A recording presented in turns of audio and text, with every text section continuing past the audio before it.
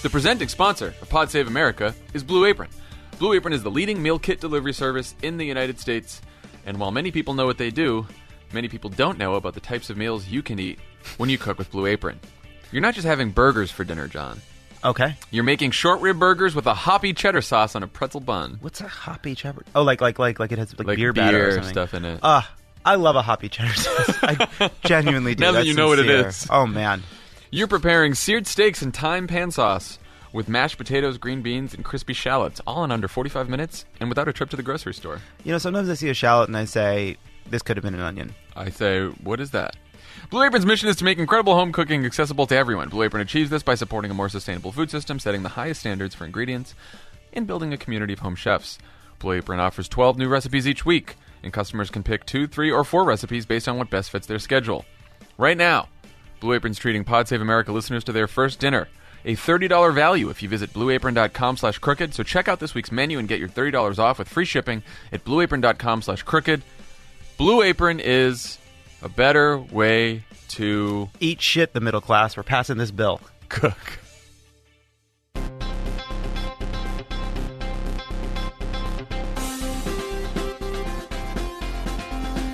Welcome to Pod Save America. I'm John Favreau. I'm Dan Pfeiffer. Here in studio. The Crooked Media HQ. Dan, this is your first time here. I know, it's amazing. It is amazing what you guys have built. So we have Dan in studio. We also are going to talk to the former chief official White House photographer for Barack Obama, Pete Souza, also in studio. He's going to be here as well. It's a party today. Nothing like an audio interview about a visual book.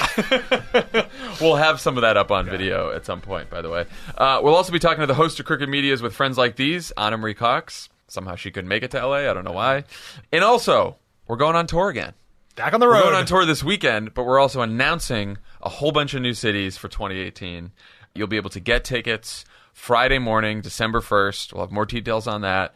And some of the cities: Phoenix, Denver, Vegas, Houston, Austin, Dallas, San Antonio, Miami, Orlando, Clearwater, and New York.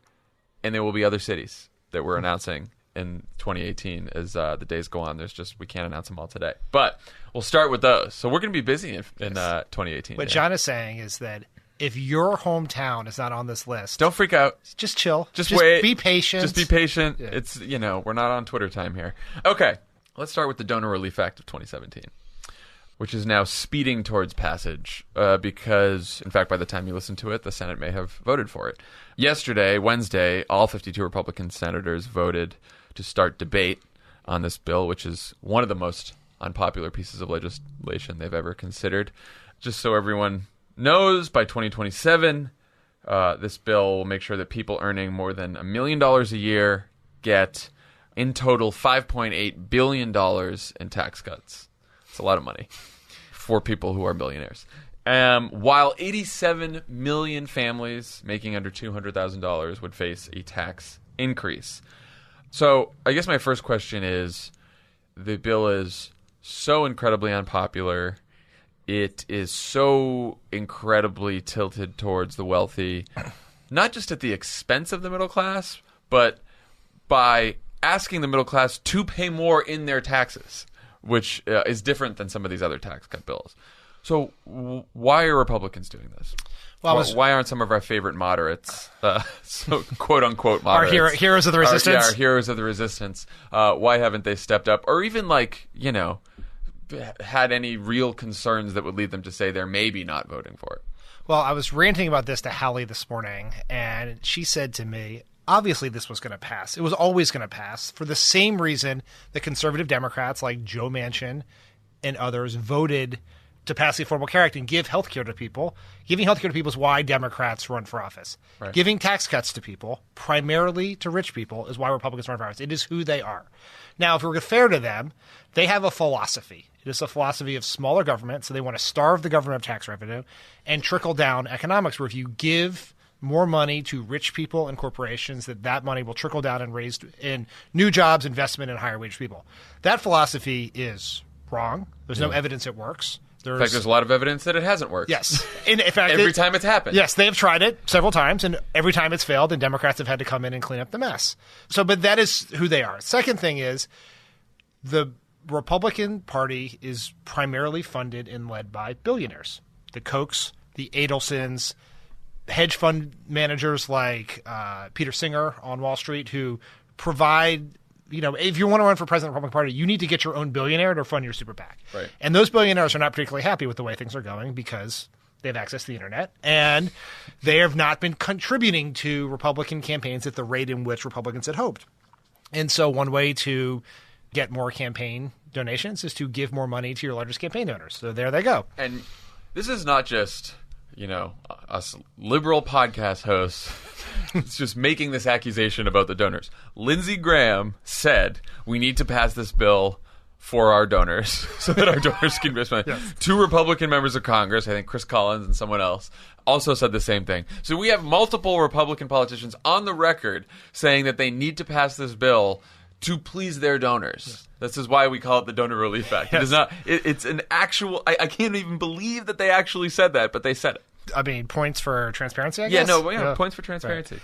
No, but I guess my question is, why was the bill, or did the bill have to be designed this poorly? And by that I mean, neither you or I were big fans of the Bush tax cuts in the early 2000s. They were a disaster. They increased the deficit by $1 trillion. They didn't do anything that they were promised to do. They didn't create a bunch of jobs. We lost jobs throughout the 2000s. When Bush was president, it was sluggish job growth, sluggish wage growth. So the tax cuts didn't work. But when they were passed, the Bush tax cuts were more popular than unpopular. And Bush administration and Republicans then could credibly say, yes, we're cutting taxes for the wealthy, but we're also cutting taxes for everyone else, and that's that. This bill, this is like, huge tax cut for corporations, and they'd get an even bigger tax cut for moving their profits overseas to foreign countries because many people have been calling for that. America first, right? Repeal of the individual mandate in the Affordable Care Act, which could increase the number of uninsured by 13 million and raise premiums 10%. Higher taxes for graduate students, higher costs for college students, $1.5 trillion to the deficit, more expensive than the Bush tax cuts. And then, Marco Rubio sort of gave up the game yesterday when he said that tax cuts that add to the deficit are the first step, and then the second step is to close that deficit by cutting Social Security and Medicare. And by the way, it's Thursday. They're debating the bill today. They're hoping to vote on it by the end of the day. None of the details of what's in this bill, or a lot of the details of what's in this bill, are still missing. Yeah. So, why is it this bad? Oh, and there's also, the New York Times had a great story on this. You sent it to me last night. Basically, I think it's called, it started as a tax cut, now it's going to reshape American life, which just shows how far beyond just simple economics this goes. There's a provision in there that gives legal rights to fetuses from the House. There's oil drilling in Alaska is in this bill to buy off Lisa Murkowski. Just because. So what happened here?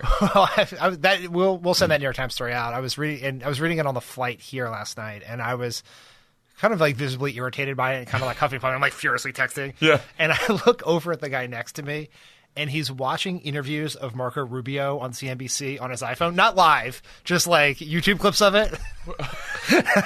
Was it a Marco Rubio staff member? I can't even imagine. Was it Lovett making fun of him? We found Marco Rubio's one delegate. So, look, this happened for a couple of reasons. One, the Republicans have no fucking idea how to govern. They just don't. They have been arsonists for 8 years, and now they're in charge of the firehouse, right? They don't know how to do this, right? So that's one. Two, they don't give a fuck about what they do as long as they do something. That has been clear throughout this process. And that has been more clear, by the way, because a lot of people are asking, why isn't this like healthcare? With healthcare, they thought they needed to do something, but they weren't feeling the heat just yet. Yeah. It feels like on this one, it's you don't pass this tax cut, and you also didn't pass healthcare. What are you here for? Yeah. And it is taking healthcare away from people is a core belief of Paul Ryan's. Right. But it is not a core belief of all Republicans. They don't run they didn't run for office because too many people have health care. Right. And which is why they were so afraid about the Affordable Care Act passing, because they don't agree with that way of providing health care. Right. They don't actually have an alternative to that way, but that is the philosophical concept. They did all run for smaller government and more tax cuts. And the reason no Republican runs for office to increase taxes. Yes. They all run for office to tax since the beginning of time. Yes. Thank you, Ronald Reagan. Right. But what is interesting about this is, and the Bush tax cut is an interesting example because the Bush tax cut was just a tax cut. There was no reform. It was a temporary tax cut, which at the time was also a budget trick to, like they're doing here, to be able to pretend like it will have less of an impact on the deficit than it did. And the argument at the time was the United States had a surplus. I mean, this is hard to imagine, but the economy was so good in the 90s with a Democratic president that we had more money. We were bringing in more money than we were spending as a country. And Bush ran on the idea that it is your money. Right? The government should have the money. You should have your money. So we're going to give that money back to you. That idea was a disaster because it ballooned the deficit that Barack Obama had to spend 8 years getting us out of. But what they've done here is so you can give a big tax cut. You can give a tax cut to people, just lower taxes, or you can reform the tax code where you go in there, you take out the loopholes that don't make sense. Simplify it, make it easier, which is that is the right thing to do. We actually had a corporate tax reform plan that was deficit neutral, that lowered the rate only to 28% and paid for itself by getting rid of loopholes, right? This is neither tax reform nor a tax cut. It is a mix of the two so that they can say they did tax reform. So they carve out some things they don't like to push conservative policies. They lower the corporate rate, but they're unwilling to take on things like the carried interest loophole, which benefits hedge funds managers. They don't want to take that political heat to pay for it. So you're cutting corporate taxes and you're trying to pay for some of it by eliminating things that help individuals who are mostly Democrats. And so the whole thing is this Frankenstein amalgamation of terribleness, and it makes no policy sense and it makes no political sense other than the idea that we just have to do something.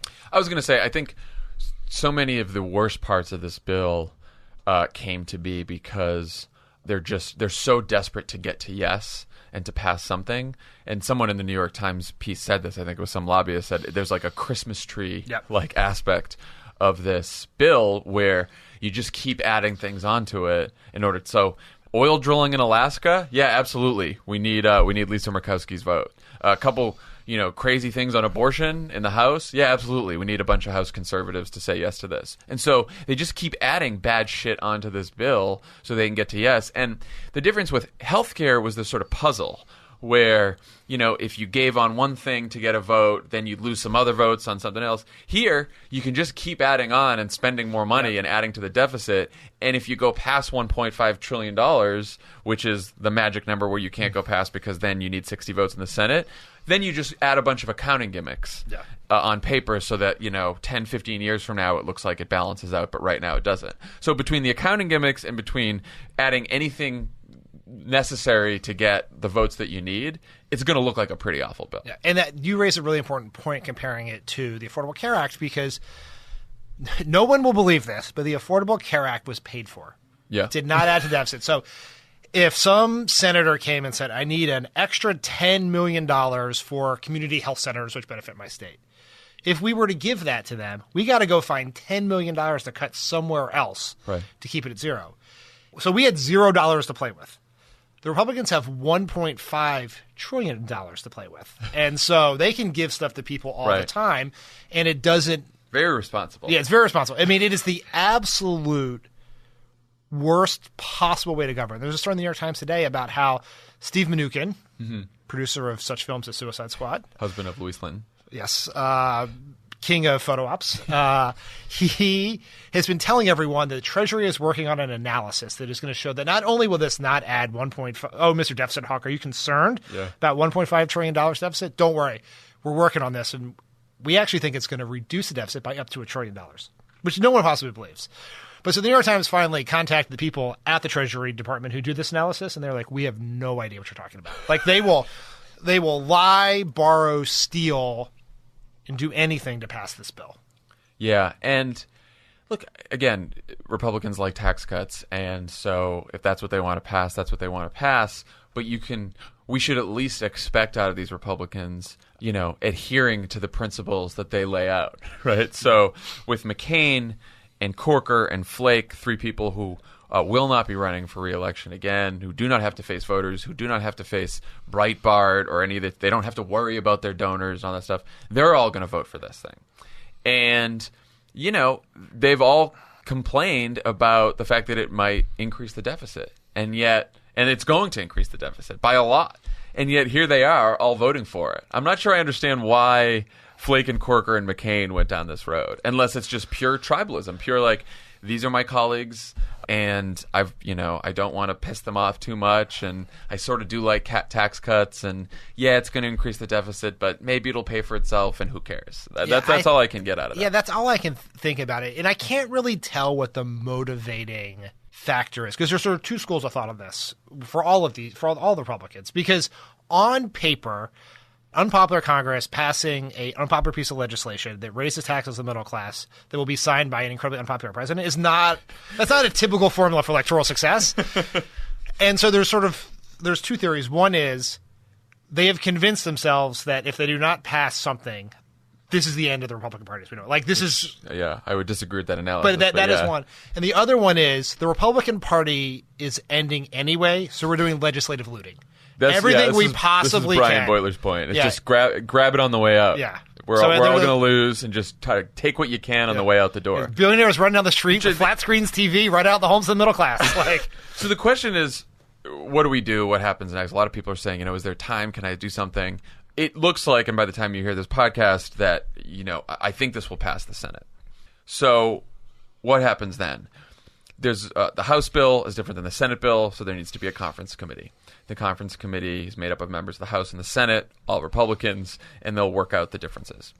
But then both chambers have to vote for the bill again, have to pass the bill again. So, we should still put pressure on all these members of Congress, particularly in the House, the members of the California delegation, the New Jersey delegation, the New York delegation, who, because of the repeal of the state and local property tax deduction, the state income and local income tax deduction, will be hit especially hard by the tax increases in this bill.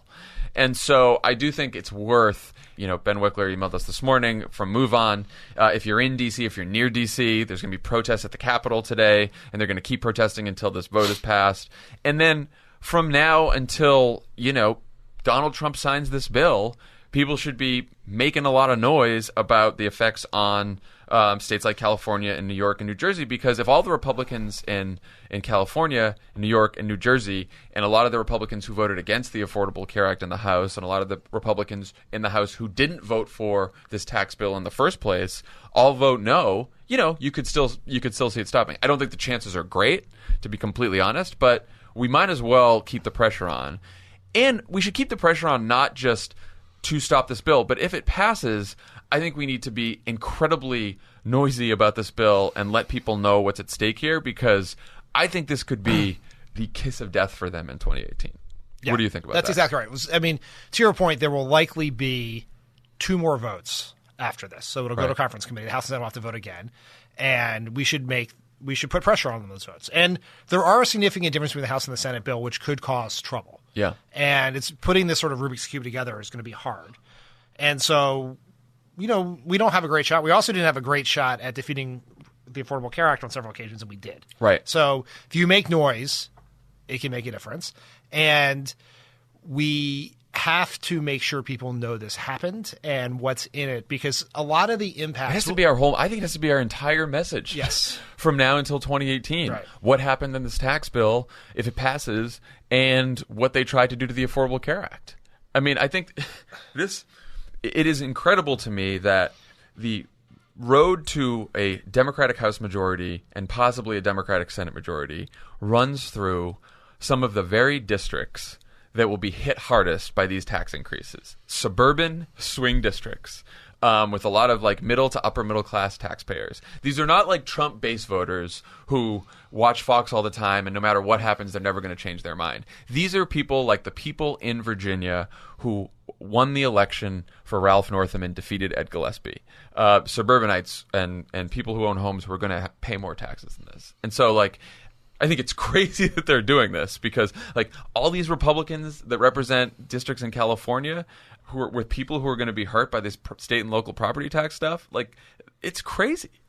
You know, we've all tweeted and talked about on this podcast the political ramifications of doing this because it seems insane to us. And that, of course, requires some of the worst people on Twitter to respond and be like, well, you also thought Hillary was going to win. Right. And it's like, yeah, that did not happen. Hillary did not win. You got me.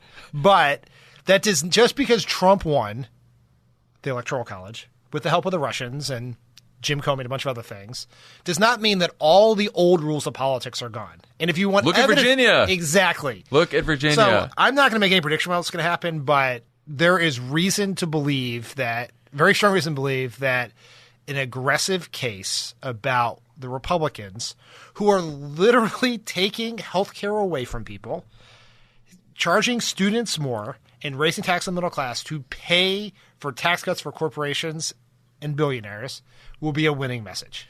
Virginia proves unequivocally that the rules of politics still apply. And if you look at the exit polls in Virginia, for all the discussion leading up until that election about MS-13 and immigration and Confederate statues, the number one issue for people who voted in Virginia was health care. And those voters went to Ralph Northam by even a larger margin than he won. Yeah. And that was health care. So you combine health care with higher taxes on middle-class people, you could have a lot. Deep red places, maybe not.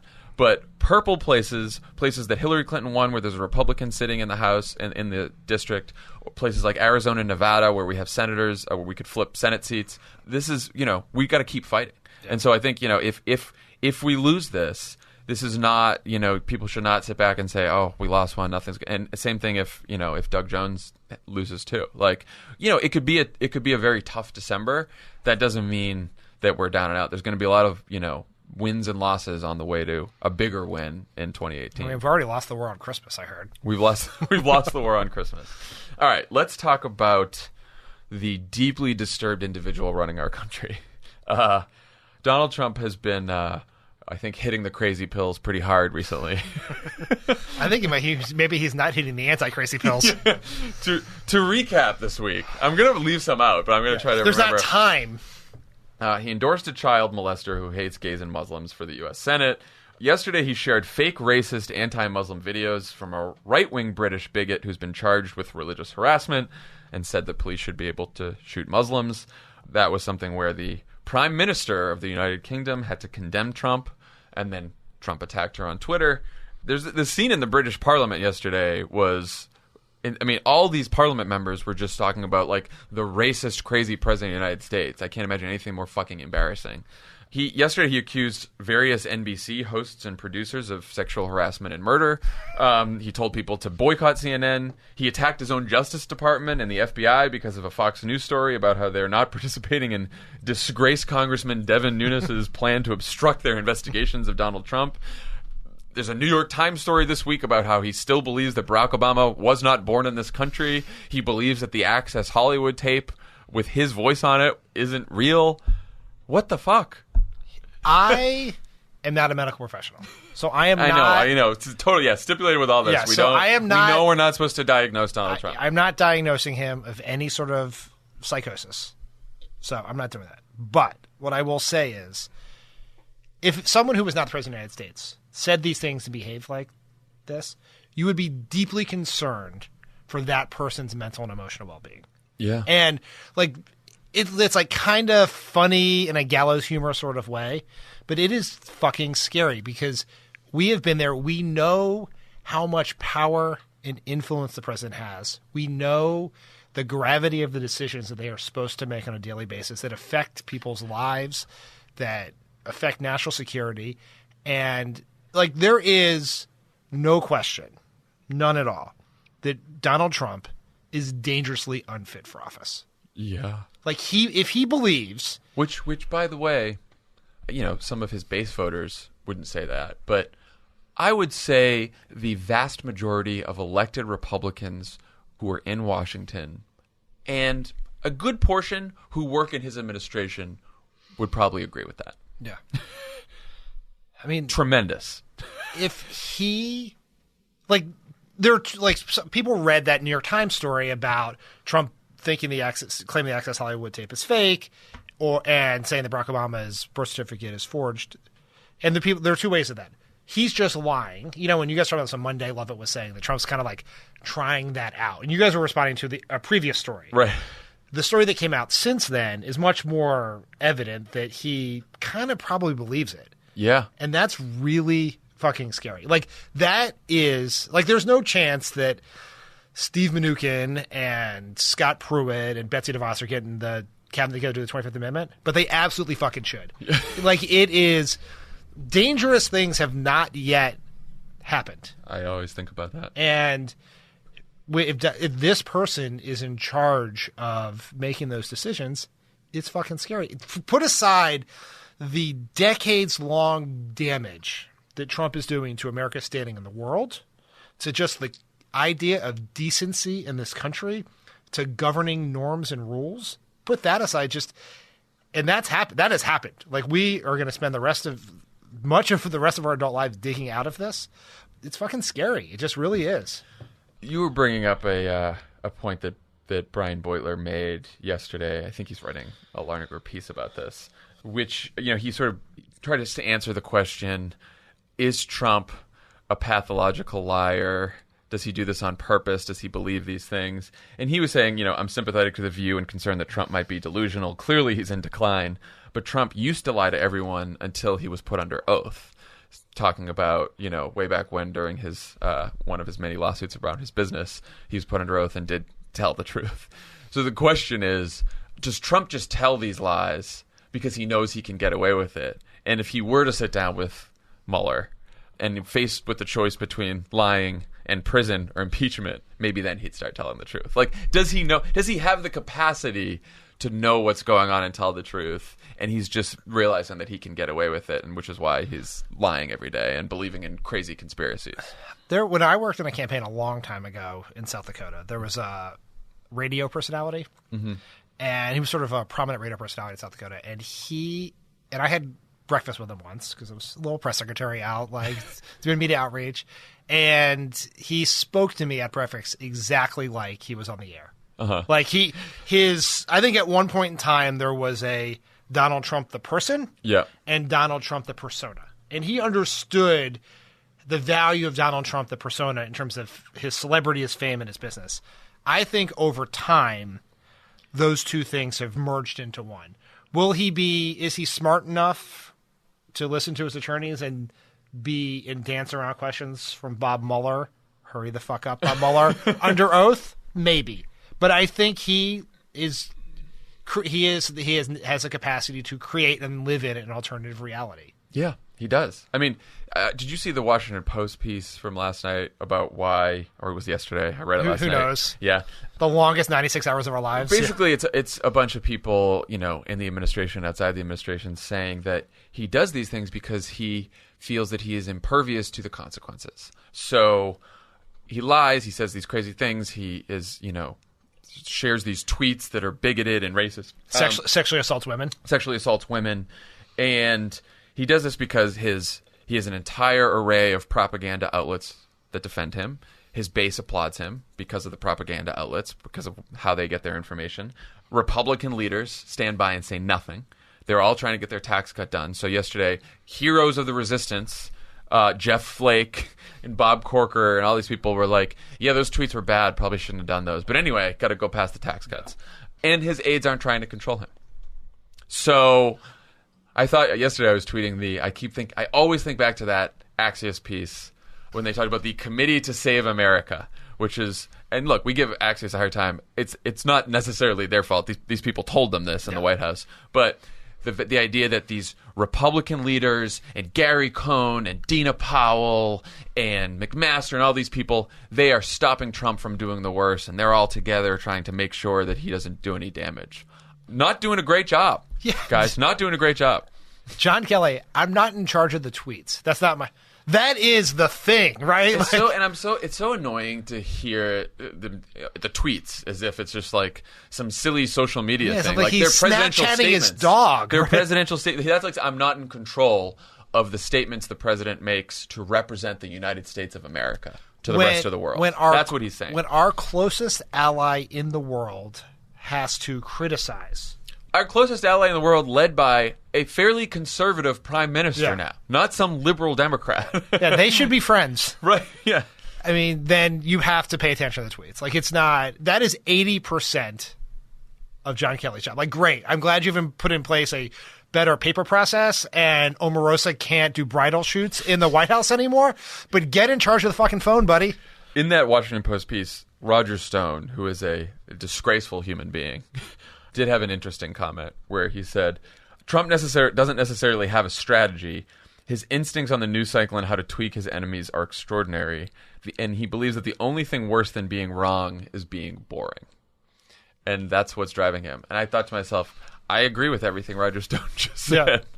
I mean, it's so he does have, because everyone's like, oh, well, you can't call him dumb or whatever. No, he's dumb on a whole bunch of shit. Yeah. He does have instincts on how to troll people. Yeah, he's a very good troll, and he thinks that being boring is the worst thing.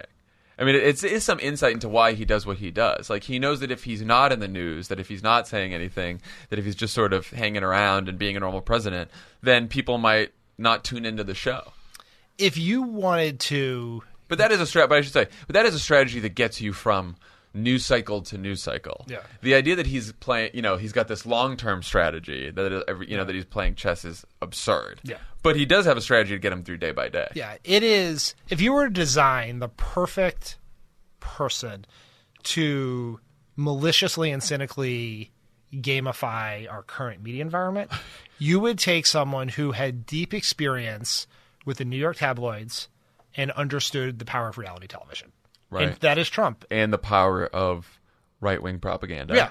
Right. And who happens to be a famous billionaire. Yeah. And so Trump always knew, pre-being president, when he was just famous guy in New York, that his power and his money was related to his fame. And so he had to be in the paper. And if he wasn't in the gossip columns, if he wasn't being covered, then he was losing money. And so he said outrageous things, did outrageous things, went on Howard Stern and said horribly offensive things in order to keep himself in the news. Right. And that is so ingrained in his head. And that is his strategy. He wants to drive the conversation. And that was a good political strategy to at least beat, almost 24 qualified Republican presidential candidates and Ben Carson. Yeah, and Hillary Clinton. Sort of. Yeah. The Hillary Clinton one, it's a little iffy because she won the popular vote. Right, I was going to say, sort of. Russia, big caveat there. Yeah.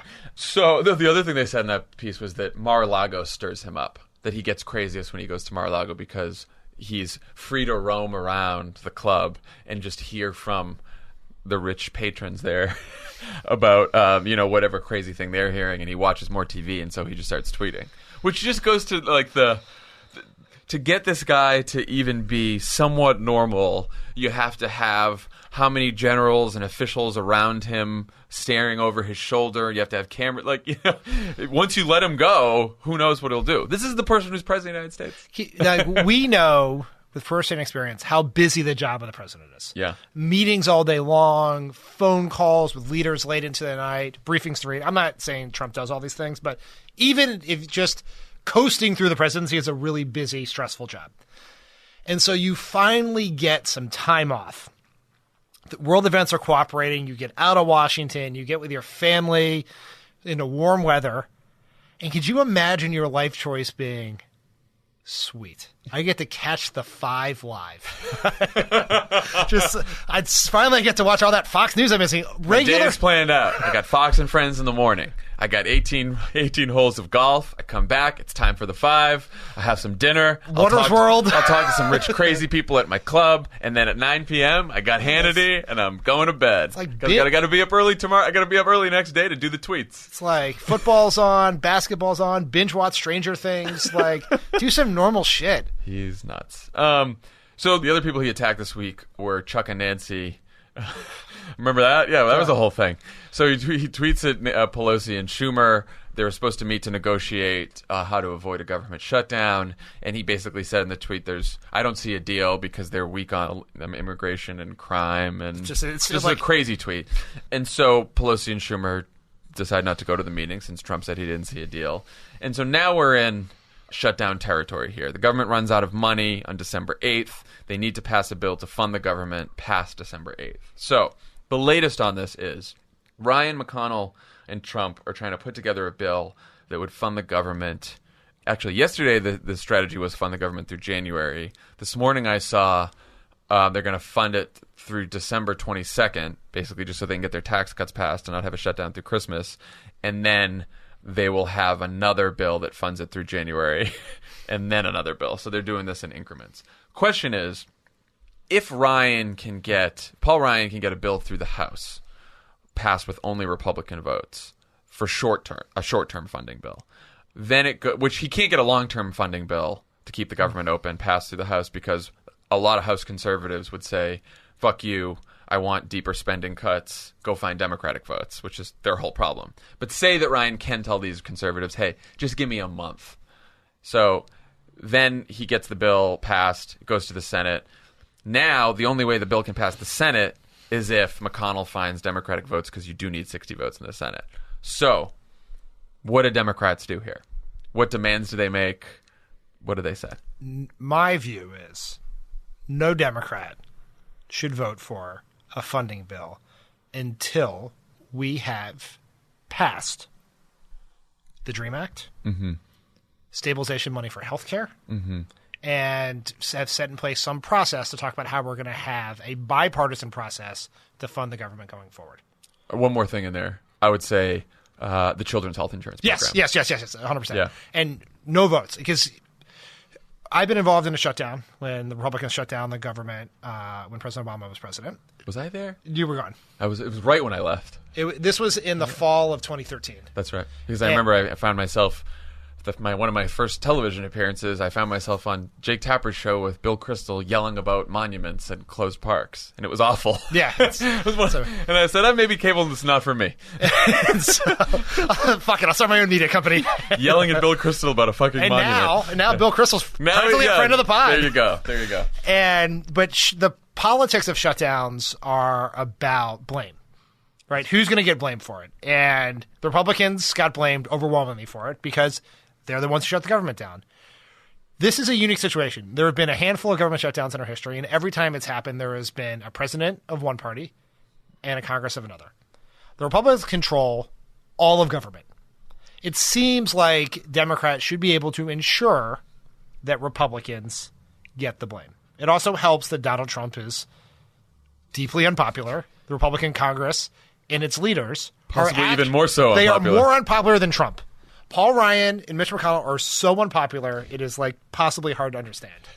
So this is a battle we can win, but they are in charge of the government. It is their job to fund it. And because they cannot muster enough votes on their own, they need Democrats, and Democrats should not be giving their votes away for free. This is a battle we can and should win. Yeah, and I think Democrats should say funding the government means keeping the promises that the government has made. Yes. And it means funding all of the government's promises. That means funding the children's health insurance program that makes sure that 9 million children in this country have health insurance. It means disaster relief for places that have been hit by a hurricane. It means that when Donald Trump and the Republican leaders said that they would not deport 800,000 young American immigrants, that you keep that promise. And so, no, we're not going to fund the government unless we fund the entire government and all the promises. And I think that they should. I mean, we've already had Durbin. Durbin said he's ready to, he's not going to vote for any government funding bill unless they pass the DREAM Act. Kamala Harris, Elizabeth Warren, Cory Booker, Bernie Sanders are there. I would imagine that most of the Democrats end up getting there. What do you think about some of the Democrats who are up in 2018 in these tough states? McCaskill, Donnelly, Heitkamp. Look, these people know their states better than I do, but one strategy I know that does not work is trying to split the difference between being with the Republicans and being with the Democrats. Yeah, it never does. And so fight hard, fight together, and win the battle. Yeah, I agree. I think it's time. And look, Democrats have leverage. Now, whether they give in to 2 weeks of funding the government and then have the fight, or 3 weeks or 4 weeks, I don't know that makes a huge difference, though Lovett and I were saying this yesterday on the live stream. The closer we get to the debt ceiling, then the harder it is to make these demands, because I don't think Democrats should fuck around with the debt ceiling. because I think that that's when the global economy collapses once you breach the debt ceiling. But I do think that Democrats need to have this fight. We have leverage, and we should use it. We should have the debt ceiling discussion in a later pod. I agree with you, but I'm not sure the normal rules apply in abnormal times. Yeah, although we just talked about the crazy person who's running the government, and some Republicans might have believed that no matter how much they push Barack Obama, he would not let us default on our debt and cause a global economic collapse. Donald Trump? Yeah, maybe. Yeah, there's no question. I just think we got to think about how to Yeah, we should think about it. Yeah. Okay, when we come back, we will talk to our old friend, Pete Souza, Obama's White House photographer.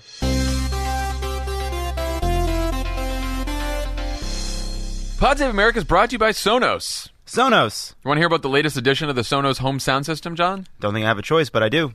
It's called Sonos One. Blends great sound with Amazon Alexa, the easy-to-use voice service for hands-free control of your music and more. Use your voice to play songs while you cook, tell Alexa to turn the volume up while you're in the shower. You can even request a lullaby out loud when you're tucking in the kids. John, when we lived across the street from each other, you would famously come over to our home, you'd be on the Wi-Fi, and you'd play a song. And now we don't live across the street from each other anymore. Things change, sunrise, sunset. But maybe if we had Sonos One blended with the great Amazon Alexa, you could walk into our new home, you could say something, and suddenly the music would be on. Alexa, play Fiddler on the Roof.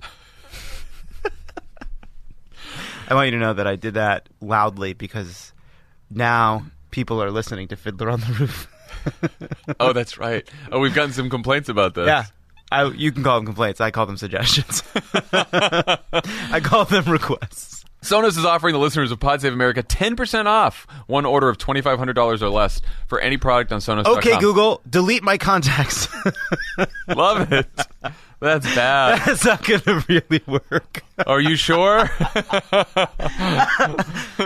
This offer is available for a limited time only. It cannot be combined with other discounts or promotions. We should say 10% off one order. That's a big deal. It's a lot of money. It'd be like you're buying a speaker. It costs the you some holidays money. are here. Oh, great. The holidays are here. Use the promo code PSA10, capital PSA10 at Sonos.com to receive this offer.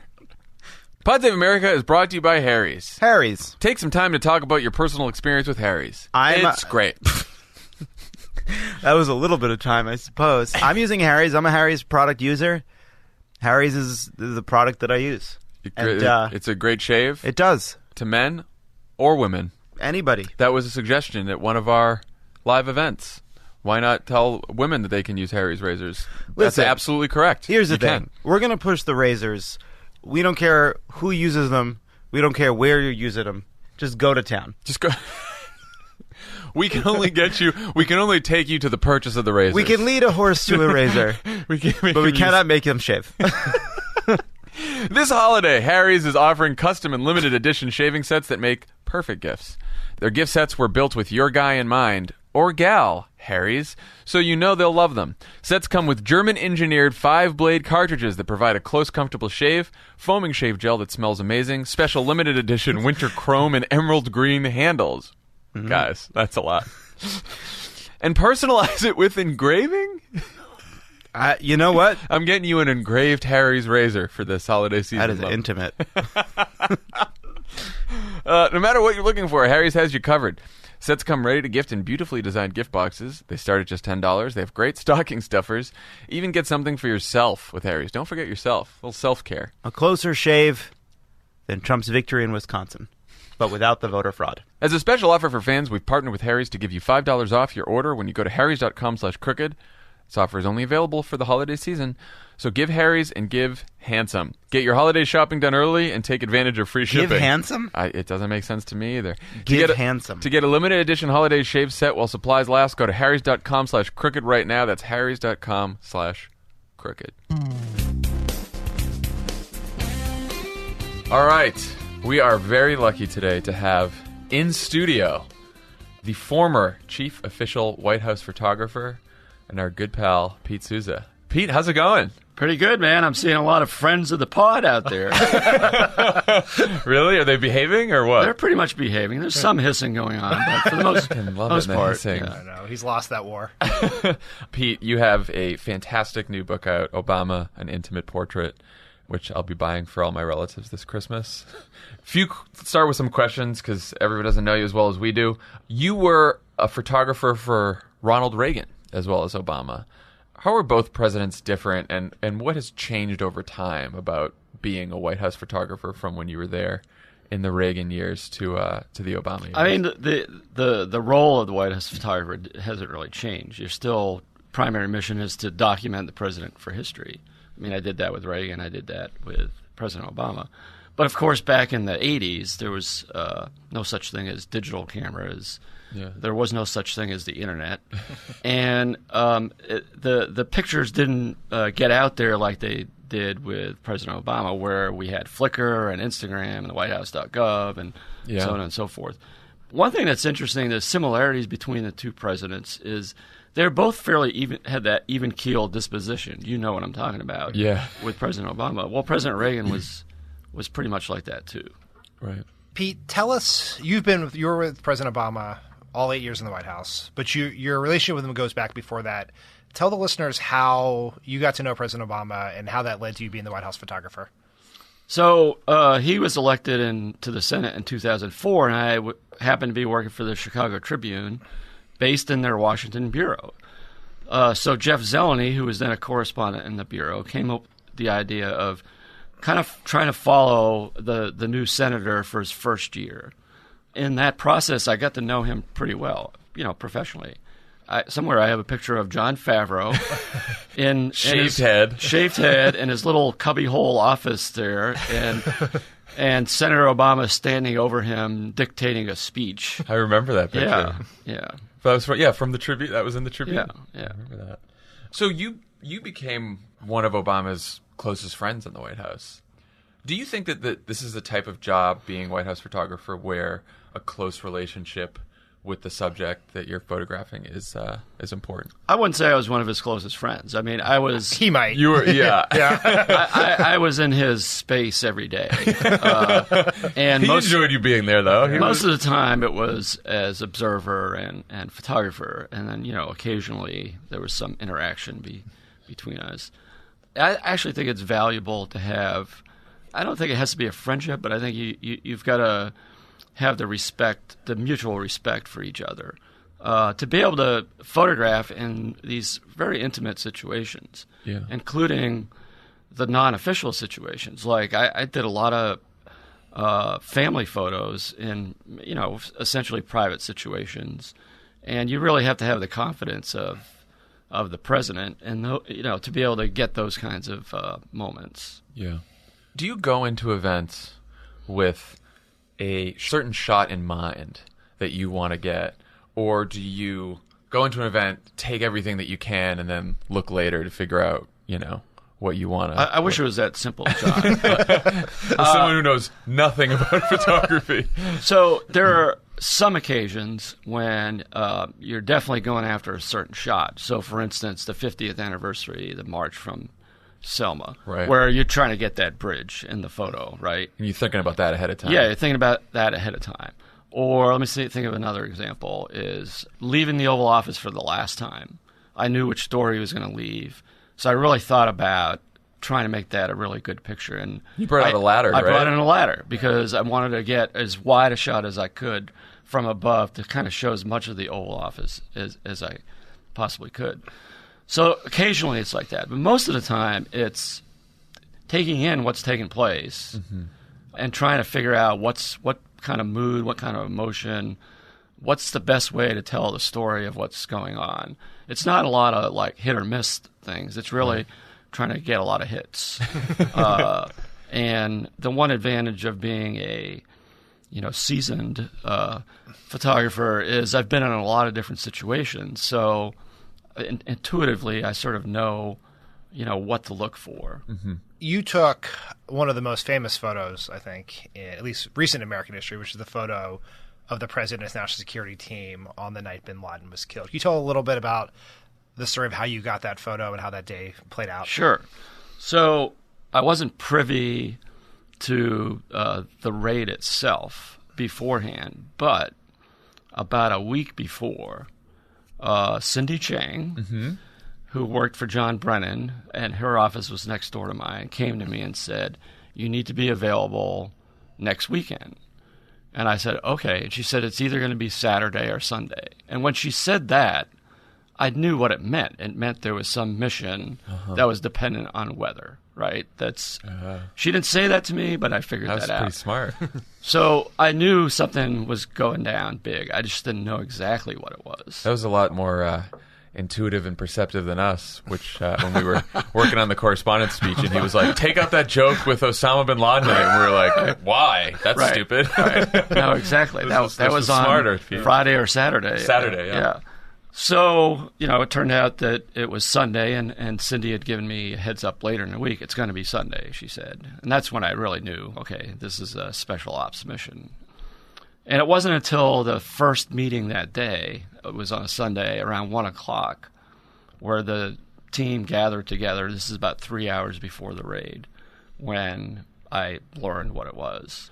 So then around, I forget the exact time, but sometime in the late afternoon, like around 4, is when the raid took place. And they set up in this small conference room across from the big situation room to monitor as it was happening. And everybody was jammed into this room. It was probably against the fire code to have that many people in the room. And I got stuck in a corner, and I couldn't really move because I had like 5 people basically around me. And then for 40 minutes, as they were watching this raid, I was photographing. Was there any moment you wish you could have captured but didn't or couldn't? I've had several people ask me that, and I always, including me on Wednesday night. Yeah, and I was like, I could never come up with a good answer to that. But a couple of weeks ago, Reggie Love was in the audience, and when I said I couldn't really think of a case, and Did he just yell out? He yelled out. Of course he did. And he yelled out that I didn't get the picture when Coach K of Duke came to the White House because Duke had won a national championship, and Reggie used to play for Coach K, that I didn't get the picture of Coach K, Reggie, and the president together. That's a very, very un-Reggie response. It's also worth noting, for those who don't know, that Reggie wrote a book largely about his relationship with 3 men, his father, Coach K, and Barack Obama, and I feel like that he really missed the cover shot to that book. Exactly. I think that's what it was. This is about Reggie's. So it was a question about Reggie's book. Yeah. And so, Very Reggie cool. never lets me forget this. I know it's also probably annoying to hear the question, what's your favorite picture? Because you probably have a bunch. What are some of your all-time favorites? Well, I mean, if you go to the back cover of the book, I mean, that's probably one of my favorites. It's little Jacob Philadelphia, I think he was 4, touching the head of the President of the United States because he had asked a question that his friends had told him that his haircut looked like the president's. And when he said that, the president bent over and Jacob touched his head. And I think it resonated with a lot of people. I mean, part of it is you've got this 4-year-old kid who's touching the President of the United States who looks like him. Yeah. But it also tells you something about Barack Obama, that like at the behest of a 4-year-old, he would bend over and let this kid touch his head. I mean, I think so. For those 2 reasons, that's kind of one of my favorites. And I think that was hung up in the White House the whole time. Whole time, right? It was one of the only. It was up for a long time, and Jackie Combs of the New York Times noticed that all these other pictures are being rotated out, and this one stayed up, and she decided to write a story about the photo, and that's when it really got a lot of attention. Yeah. And then sometime in 2014, I was just like, all right, this has got to come down. So I took it down, and the next day I had 3 staff people individually come into my office pleading with me to put it back up because when they were giving West Wing tours to their family and friends at night, they'd love to stop in that photo and tell them the story. So, did you put it back up? I put it back up. Yeah, people don't know this. One of my favorite parts about working in the White House is all of your pictures are turned into what we call jumbos, bigger size pictures, and they're hung up all over the White House. And then you rotated them once every a month or a couple weeks? Every couple weeks we'd put in maybe 10 or 15 new ones. It was so cool. You'd come to work and all these new pictures would be up all over the White House. Everyone would look and see if they made a jumbo for that rotation. Yeah, you'd count them up. It's like, oh, I'm still Levitt powerful. used to I have do that. influence. Well, was Levitt ever in a jumbo? He was in a jumbo. We'll post it again on Twitter. There's a great jumbo of Love It and Reggie Love. Yeah, we made that a jumbo. Sitting in like a little Yeah. mini train squished in on the National Park Store back in 2010 or 11. that's Yeah. So since leaving the White House, you've been posting pictures of Obama on Instagram that often correspond with news about Donald Trump. For example, yesterday when Trump attacked Muslims, you posted a picture of Obama shaking hands at a mosque. What are you hoping people will take away from your Instagram feed post White House life? I think I'm kind of a funny guy. It's like, I take great pride in trying to find just the right line to accompany my photograph. Yeah. And my wife the other day said to me, I didn't know you were this funny. And I was like, you just haven't paid attention.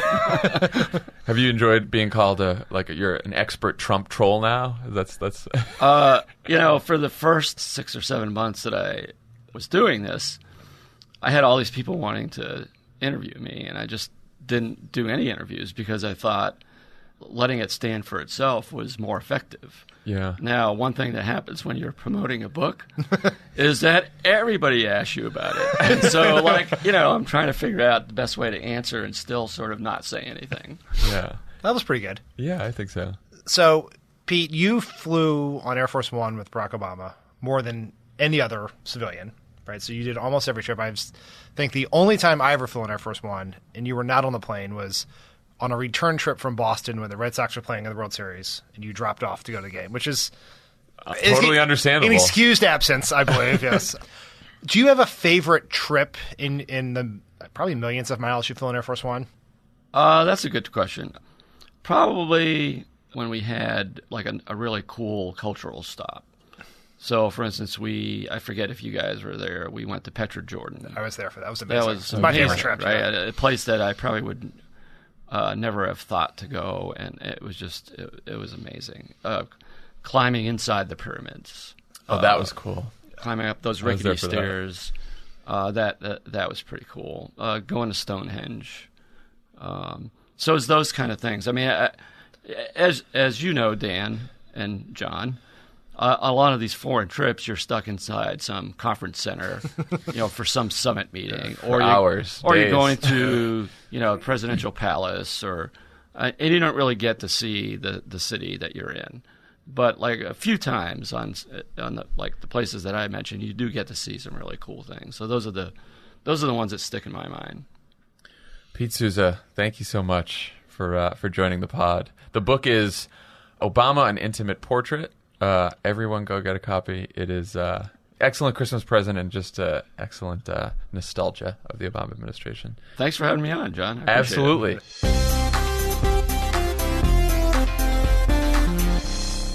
Pod Save America is brought to you by Tipsy Elves.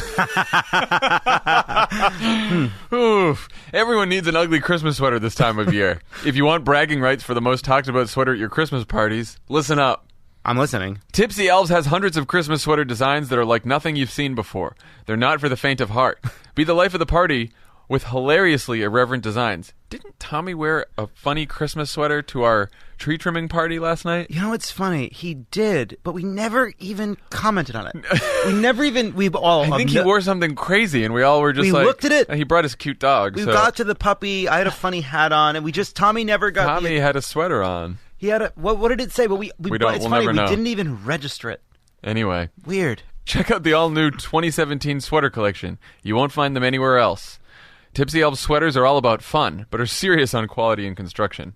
While you're shopping, I'm sick of these ridiculous holiday sweaters falling apart. You know. While you're shopping for your ugly sweater, check out their other holiday attire for yourself or as a gift, like adult onesies. That seems like a winner. They even sell wild and crazy ski suits for you skiers out there. For men, 3-piece Christmas suits, interactive sweaters, beer pong cornhole, and hilarious holiday tees. What is happening here? Love it looks uncomfortable. Beer pong, cornhole. Oh, those are two separate things. They are. For women, holiday leggings. John, you remember beer pong? I do remember beer pong. So does Tommy. Yeah. I mean, I Some remember of you it. get that reference. Beer pong. For women. I haven't played beer pong in a long time. I played it at a bachelor party 6 months ago. Oh, so that's I haven't played it in maybe a year. That's actually not that long. That's ago. true. Now that I think about it, I guess before that it had been quite some time as well. I suppose once you're in your 30s, once a year is the max. You're not getting a lot of beer pong then. All right, for women, holiday leggings, sweater dresses, and cozy adult onesies. Specific sizing for men and women so everyone can get a perfect fit. Right now, Pod Save America listeners get... I also like a flip cup. Flip cup is my favorite. Right now, Pod Save America listeners get 20% off tipsyelves.com when you use our code CROOKED at checkout. You want to be a tipsy elf? Play yourself some flip cup, you know? That's 20% off anything you order on the site. Shop now so you have the best selection to choose from. And You always end up with somebody on your team, though, who just can't do it.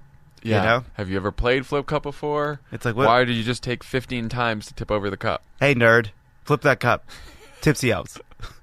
Go to tipsyelves.com. No one could yell at you if you're wearing one of the tipsy elf sweaters. Go to tipsyelves.com. Enter code CROOKED at checkout. Get 20% off. Site-wide discount. That's tipsyelves.com. And the code is CROOKED. And, of course, Pod Save America is brought to you by the Cash App. Oh, the Cash App. Are we going to do this again? We are. You go to the App Store. You go to the Google Play Store. You type in Cash App. You download the Cash App. You put in the code PODSAVE. You get $5. $5 goes to what Jose Andres is doing for hurricane relief in Puerto Rico.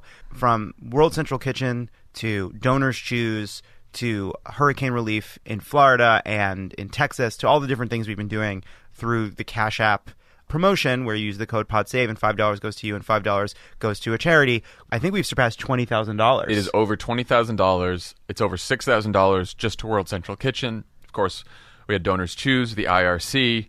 Oh, yeah, the IRC as well. Yeah, so thanks to Cash App and thanks to you guys for switching to the Cash App and not using those other apps anymore. But hey, listen, you know, I know you guys are out there pretty bright. You can divide 20,000 by 5 and figure out how many of you haven't done it yet. Because wow, it took a turn. I thought we were in a happy place. We are, but let's remember that there are people out there that have heard us talk about the Cash App a bunch, and they're still like, nah, fix it. Cash App. Cash App. PodSafe. End of ad. End of ad. On the pod, we have the host of With Friends Like These, Ana Marie Cox. Ana, how are you? I am good, but, well, I've been thinking about how to answer that question because, as you know, usually I'm fine in Trump-adjusted terms. Today, I am furious in Trump-adjusted terms, which I feel like is like extra furious. We had a pretty angry pod today too. Actually, so far we've covered the tax cut fight.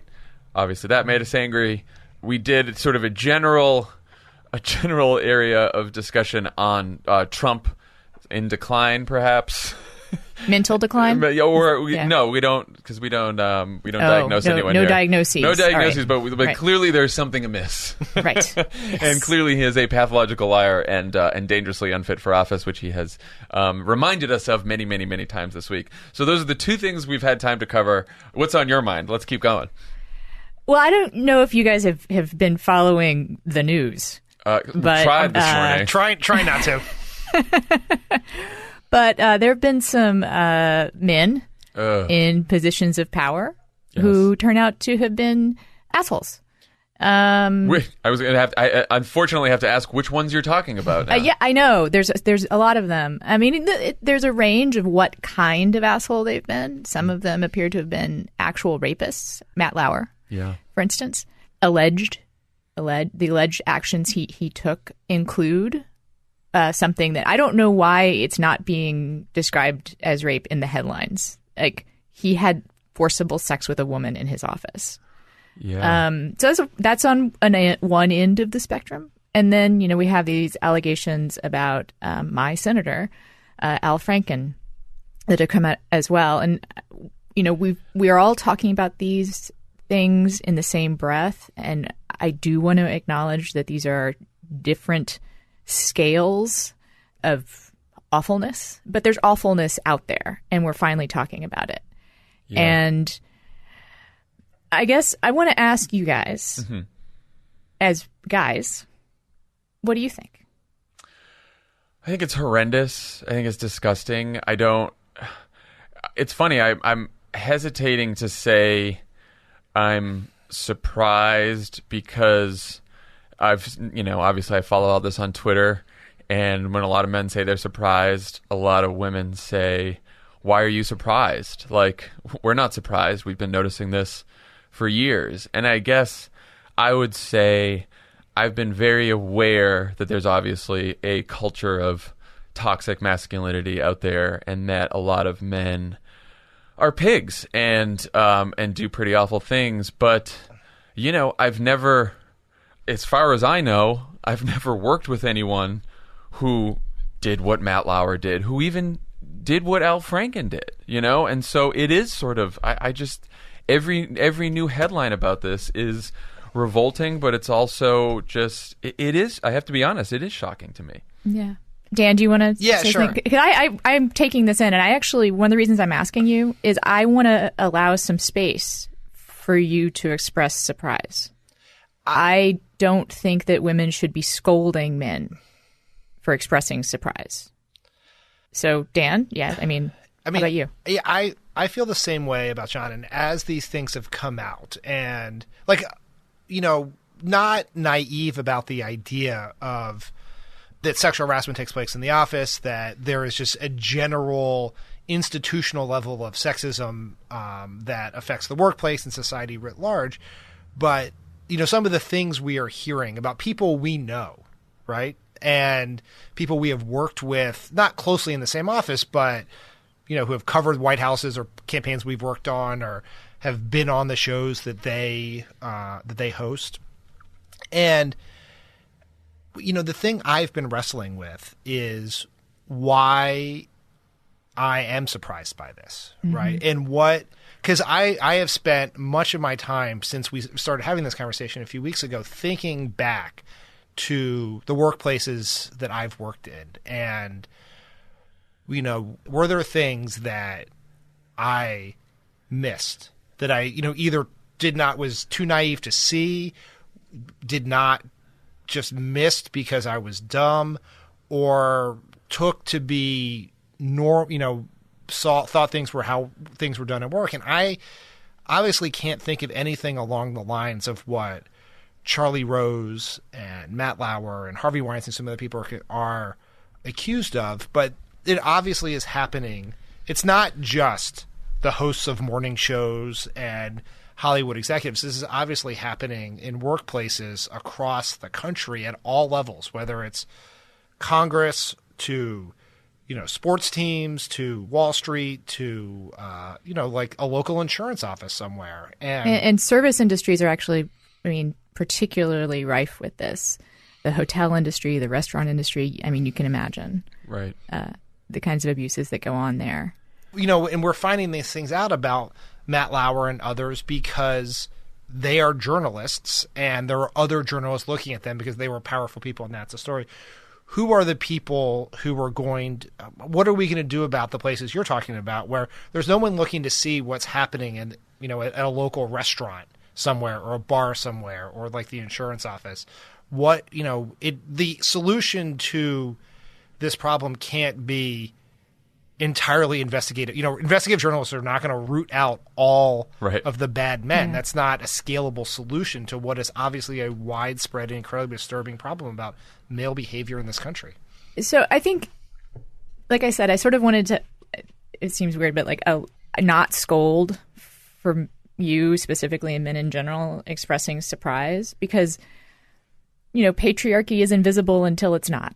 Yeah. And then once you see it, hopefully you can't unsee it. That, I believe, is true. I don't know how many people it will be true for. I hope the vast majority. It is certainly something that I think, look, I was complaining yesterday that our collective memory is now, about 2 minutes as a country. Mm-hmm. I think that this has now been going on long enough, just since the Weinstein story. Well, it didn't really start with Weinstein. It started with Trump and then Ailes and O'Reilly and then the Weinstein story and everything that's happened. And it's happened at such high levels of so many different industries. It is my hope that this is something that we cannot unsee and that we do not unsee or turn away from. It does feel different this time.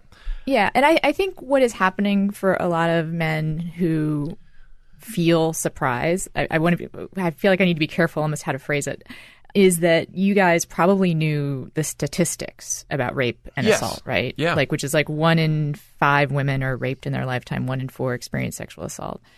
But those probably didn't have an emotional truth for you.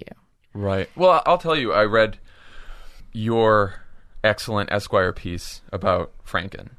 And you talk about an incident that you had, not with Franken, but with someone else who's well known. Mm-hmm. And I don't know if you remember, but you told me that story when we first met, like, years ago. Right. When we knew each other. And I remember it because it stuck with me. And it stuck with me because I had not heard many stories like that before. And it was interesting because you said in the piece, you know, at the time you laughed it off and you tell that story almost laughingly as, what a creep. And when you told me that story, that's sort of what I thought too, like what a creep that guy is. Mm-hmm. And it is interesting since this has happened. I look back on that, and I've looked back on that story too, and think like, well, I know you told it to me in sort of a laughing manner, but I was like, I wish I had taken that more seriously then, because... Well, I think that women are re-examining their experiences too. Yeah. I think actually those numbers, 1 in 5 a woman being raped and 1 in 4 for being assaulted, are actually greater. The assault especially. If the technical definition of assault is unwanted touching, right? Unwanted sexual touching. I honestly believe there's not a woman alive that hasn't experienced some level of it. And I guess one of the things that I want to encourage people, you guys specifically, and just men, is like, just, you got to both talk to the women in your life and talk to each other about this, right? Yeah. Like, if you start asking, hopefully you'll start to understand, like, the threat of sexual violence shapes every woman's life. Yeah. It is something we think about almost every day. I went for a run yesterday, and I had to think about, well, is it going to be dusk when I go under that overpass or not? Right? Yeah. And I know you men also worry about, like, being robbed, but that's a different fear.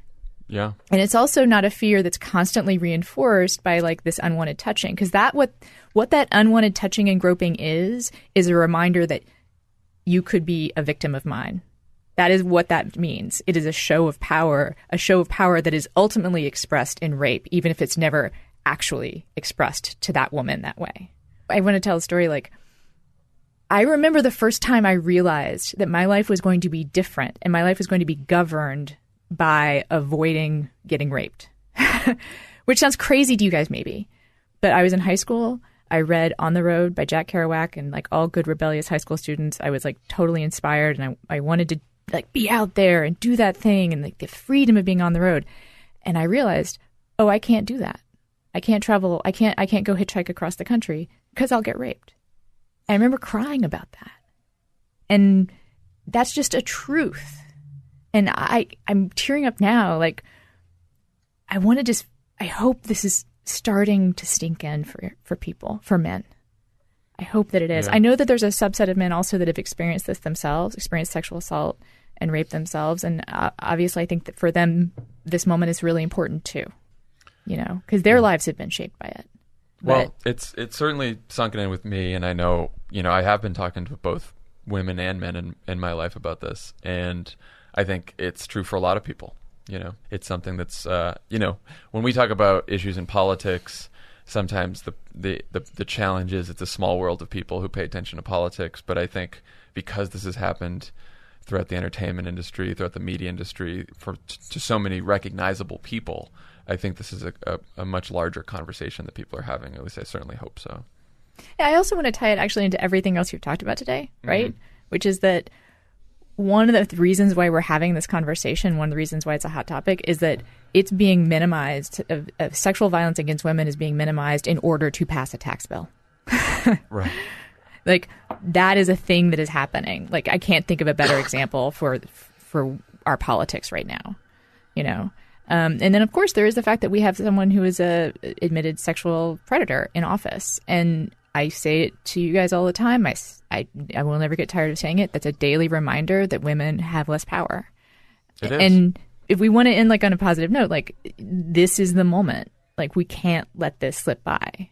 And I also believe that we as Democrats need to call this out on our own side. And, I think Conyers should not be in office. I think, especially after the stories today, that Franken shouldn't be in office. I do. Yeah.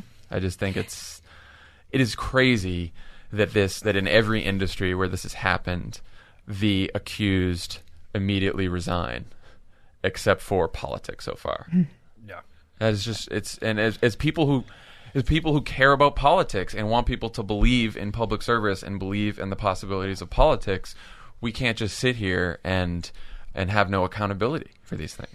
I mean, it's a sad statement on American life today that this issue is being filtered through partisan and tribal filters, right? Yeah. And where it's like the revelations about Al Franken are an opportunity for Republicans and right-wing media types to attack Democrats. It's an opportunity to bring back up the allegations against Bill Clinton and Bill Clinton's very inappropriate behavior. And when the victims of what has happened and what's happened across the country, it's not Republican or Democrat, right? And it's minimizing what should be the biggest, most important story in America by saying, when you read the pieces in Washington publications that say, bad day for the Democrat sexual assault problem. It's like, no, it's America's sexual assault problem. I know, it does, yeah. Donald Trump is a Republican. These are liberal media figures, or donors to Democrats like Harvey Weinstein. That's not the point. And the fact that we can't even take something that affects society in this way outside of the realm of politics is one of the reasons why we're struggling so much as a country right now. I agree. And I worry about this moment a lot. I've said to you guys, offline, I worry about a repeat of what happened with the Anita Hill experience, which is that there was a similar kind of awakening about the reality of sexual harassment in the workplace that was kindled actually by another big failure, right? If you consider Clarence Thomas being appointed to Supreme Court a failure, what kind of do? There was this moment where a woman tried to get heard and wasn't heard, and that created a awakening among women. It was the year of the woman, 1992. And then Bill Clinton's, issues came forward, and a lot of feminists found themselves defending him, and we kind of lost the thread a little bit. And I worry that's going to happen all over again. And I don't know, you guys are already prepared for your Twitter mentions to blow up, right? When you say Al Franken should resign, that's going to happen. Yeah. But it's bothered me especially because of course I look at the Twitter mentions all the time and I look at the tweets all the time. I've never seen mine. Right.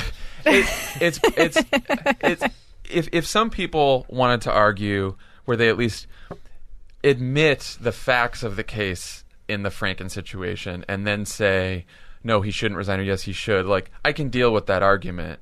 I have unfortunately seen too many people who are doing what so many Trump supporters do, which is say, she made it up, or the photo's not real, or it was Roger Stone, or this. And I'm like, guys, do not buy into the fucking conspiracies that they do.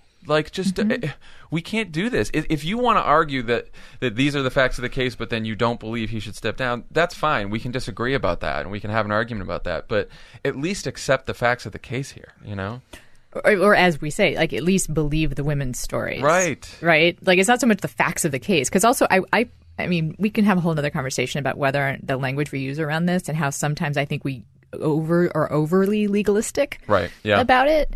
This isn't a case. It's not that Al Franken is guilty or innocent. Is he going to be accountable to his actions, and is he going to uphold the idea that women's experiences matter? Right. I'm of the opinion that Al Franken, I think he should resign, but I also don't think he needs to disappear from public life.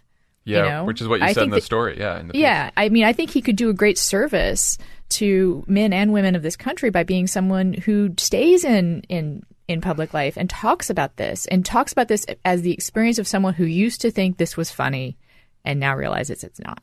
We need that person. We need people. We need men who are going to go ahead and take that role. Because if it's just about shaming someone out of public life, this moment will also not end well. Well, I totally agree with that, and that's what Dan was saying too, which is investigate. This is not the role of investigative journalists to just root out every single one, everyone publicly shame them, and then we move on. That's not really the point of this. Yeah. So, okay, well, who's on the show this week? Let's do that transition. Right. Well, the transition is actually, I'm going to have Lizzie O'Leary, who's she's awesome. I think she's still in DC, right? So she and I are about the same age and kind of came up through DC journalism and on parallel paths. And she wrote a great piece for the New York Magazine the headline of which is, what I used to shrug off horrifies me today, which I think is an experience that a lot of women are having right now. In the same way that men are looking back on their behavior and wondering about the things that they may have thought were innocent that weren't. A lot of women are like, wow, that thing that happened to me, that like my story to you, right? Like, wow, that was sexual assault. Yep. And I need to call it that. That is important that I call it that. So I'm going to talk to her about that, and then also talk to Adam Serwer. I actually don't know how to pronounce his last name, but he wrote that great piece about the nationalist delusion for The Atlantic, which I hope Such a good piece. You guys read. So I'm going to talk about that. That'll do it. That's an episode. Yeah, that's an episode. That's grappling with some of the biggest things that we talk about on the show. So yeah, everyone tune in. Everyone tune Definitely. in, and also everyone should go check out your the bonus episode you did, where you went to a Hillary Clinton book signing and you talked to Hillary supporters waiting in line. I thought that was a good listen. I think that's really, actually, I'm really proud of that, and I want everyone to know that the episode description is a joke because I describe it in the same language that people are using to talk to Trump voters. Like I went out to investigate what they're really like and if they'll ever, how strong is their loyalty. Yeah. But it is, I think, actually it's allowing these people who do represent a majority of Americans to speak for themselves. Excellent. Well, everyone go check that out. Thanks for joining us. I think this is the outro then. Yeah. All right, outro. Love it must be sleeping still because he's not in the studio. Those are his only two forms of existence. Alrighty, we'll see you guys next week. Take care. Bye, guys. Take care.